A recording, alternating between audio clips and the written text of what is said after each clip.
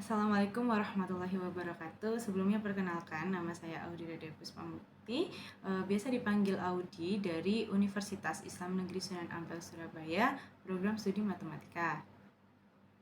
Dalam video ini, saya akan menjelaskan tentang apa itu data science. Baik, data science sendiri merupakan bidang pendekatan yang menggunakan berbagai metode, algoritma, dan sistem untuk mengekstrak wawasan dan pengetahuan dari data.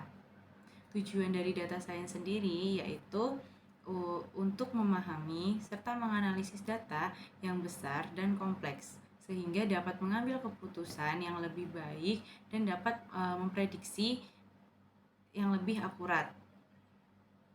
Lalu selanjutnya data science sendiri itu menggabungkan beberapa disiplin ilmu seperti contohnya statistik, matematika, ilmu komputer, dan domain pengetahuan spesifik lainnya untuk mengelola data serta menganalisis suatu data.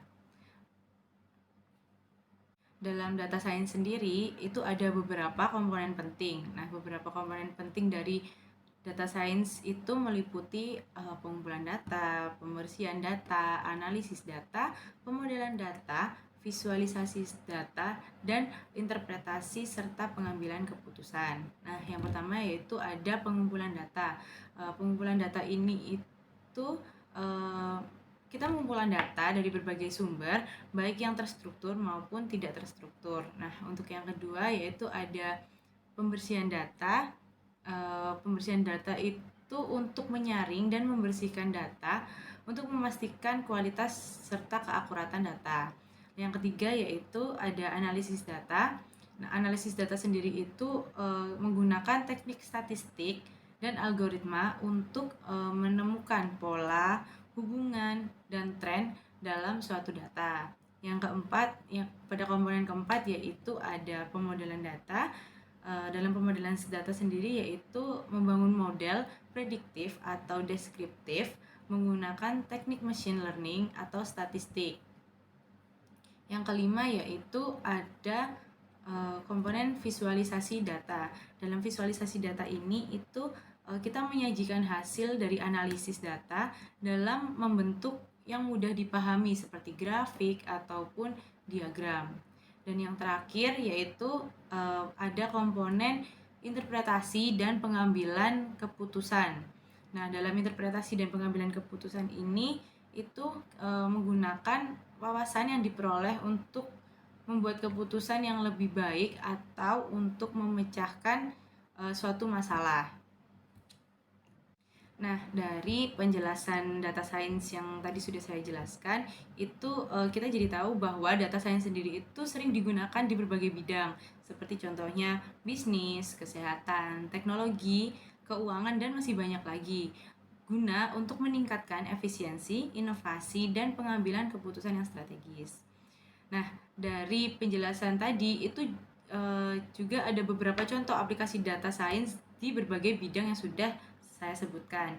Seperti contohnya yang pertama ada bisnis dan pemasaran. Nah, dalam bisnis dan pemasaran sendiri itu ada contohnya seperti segmentasi pelanggan. Nah, segmentasi pelanggan sendiri ini itu menggunakan contohnya data transaksi dan demografis. Gunanya untuk mengelompokkan pelanggan ke dalam segmen yang berbeda, memungkinkan perusahaan untuk menargetkan pemasaran dengan lebih efektif lagi ke depannya. Yang kedua yaitu ada analisis sentimen.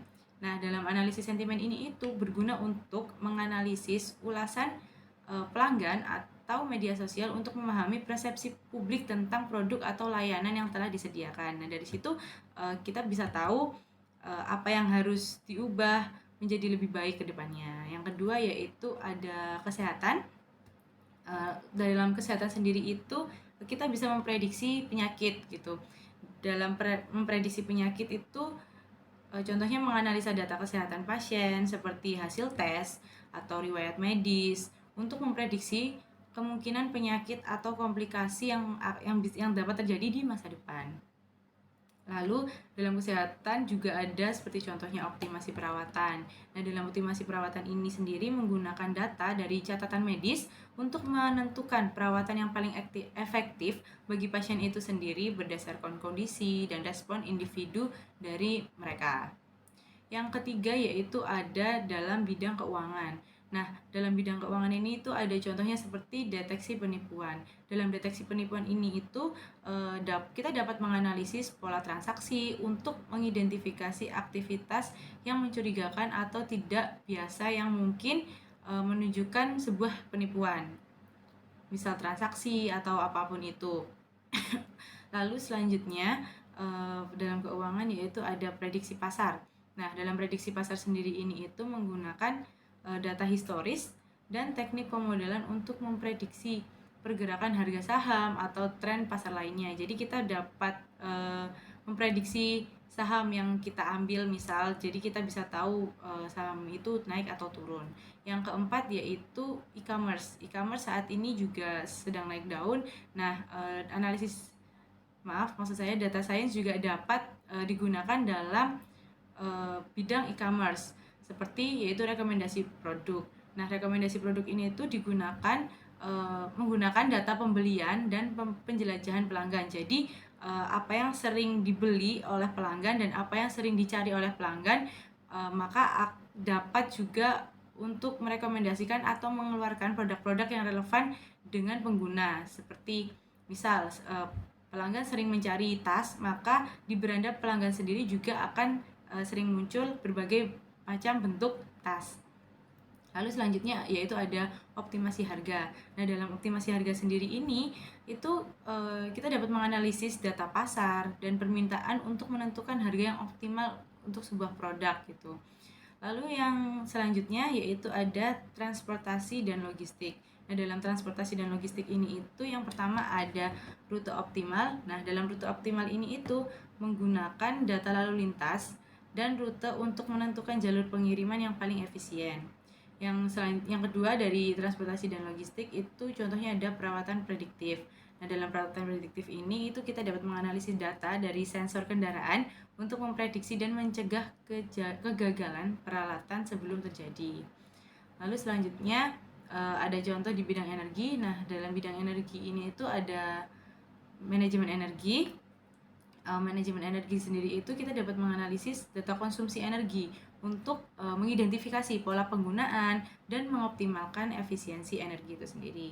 Yang kedua yaitu ada pemeliharaan infrastruktur dari energi, yaitu menggunakan data dari sensor untuk memantau kondisi infrastruktur energi dan merencanakan pemeliharaan yang diperlukan. Nah, selanjutnya yaitu ada dalam bidang olahraga. Nah, dalam bidang olahraga ini sendiri itu terdapat analisis performa atlet. Misalkan kita mengumpulkan dan menganalisis data mengenai performa atlet untuk meningkatkan latihan mungkin dan strategi dalam permainan olahraga itu sendiri.